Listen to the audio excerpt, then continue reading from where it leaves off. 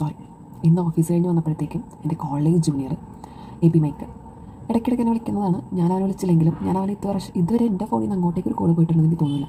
പക്ഷേ അവനെ ഒരു മാസത്തിൽ 2 മാസം കൂടെ അവൻ എന്തായാലും വിളിച്ചിരിക്കും. കോളേജിൻ്റെ വിശേഷങ്ങൾ പറയും.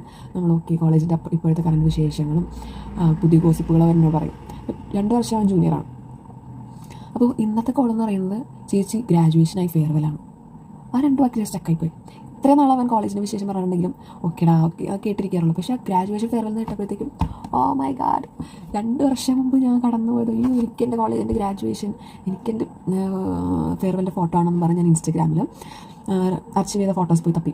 പക്ഷേ ബാക്ക്ഗ്രൗണ്ടിൽ അവൻ ഓരോ വിശേഷം പറഞ്ഞുകൊണ്ടിരിക്കണേ, ഞാൻ അവിടെ സ്റ്റക്കായി. ഞാൻ ഫോട്ടോ കണ്ടുകൊണ്ടിരിക്കണം. ഓക്കെ ഞാൻ അവനെ ഒരു റെസ്പോൺസ് കൊടുക്കുന്നുണ്ട്. പക്ഷെ എൻ്റെ മൈൻഡ് ഫുള്ള് എൻ്റെ ഫോട്ടോസിലാണ്. ഭൂരിഭാഗം പേരോട് ഞാൻ ഇതുവരെ സംസാരിച്ചിട്ട് പോലുമില്ല. പക്ഷെ ആ ടൈമിൽ എൻ്റെ ലൈഫിൽ അവരും കൂടെ ആയിരുന്നു. എല്ലാവരും ഇപ്പോൾ പലയിടത്തായിരിക്കും. എനിക്ക് അപ്പോൾ സംസാരിച്ച ആൾക്കാരോട് പോലും ഇപ്പോൾ എനിക്ക് കോണ്ടാക്ട്സ് പോലും ഇല്ല. ലൈഫ് അങ്ങനെയാണ്.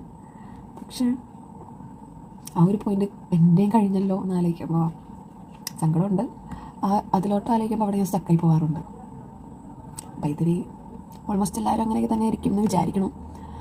നമ്മുടെ college SJCL law college Bangalore.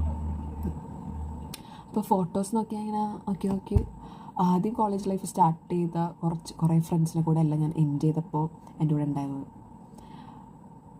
കുറേ ബാഡ് എക്സ്പീരിയൻസ്, ലൈഫ് മടുക്കുന്ന എക്സ്പീരിയൻസ് ഉണ്ടായിട്ടുണ്ട്. കാരണം 5 വർഷത്തെ കോളേജ് ലൈഫായിരുന്നു.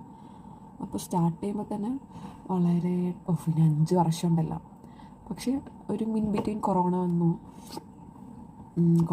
കോഴ്സ് നിർത്തണം എന്ന് വരെ എനിക്ക് ആഗ്രഹം ഉണ്ടായിരുന്നു. പക്ഷേ അത്രയും ഫിനാൻഷ്യലി സൗണ്ട് അല്ലാത്തതുകൊണ്ട് നമ്മൾ കുറേ പൈസ ഇതിന് വേണ്ടി വെയിറ്റ് ചെയ്യുന്നു. അപ്പോൾ എനിക്കത് ഡ്രോപ്പ് ചെയ്ത് വരാൻ എനിക്ക് ഒട്ടും താല്പര്യം ഉണ്ടായിരുന്നില്ല. സർവൈവ് ചെയ്ത് വരുമ്പോൾ എൻ്റെ ആയപ്പോഴത്തേക്കും എനിക്ക് ഞാനൊരു നല്ലൊരു സേഫ് സോണിലേക്ക്, അല്ലെങ്കിൽ എനിക്ക് ഹാൻഡിൽ ചെയ്യാൻ പറ്റും, അല്ലെങ്കിൽ നല്ല ആൾക്കാരുടെ ഇടയിലേക്ക് ഞാൻ എത്തിയെന്ന് തന്നെ പറയാം.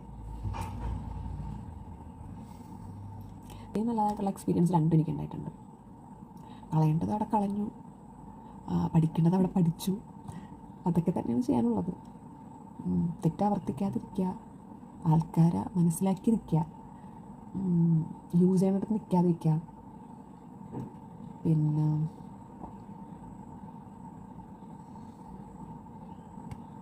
എല്ലാവർക്കും മനസ്സിലായി എന്ന് വിചാരിക്കണം. ഓക്കെ.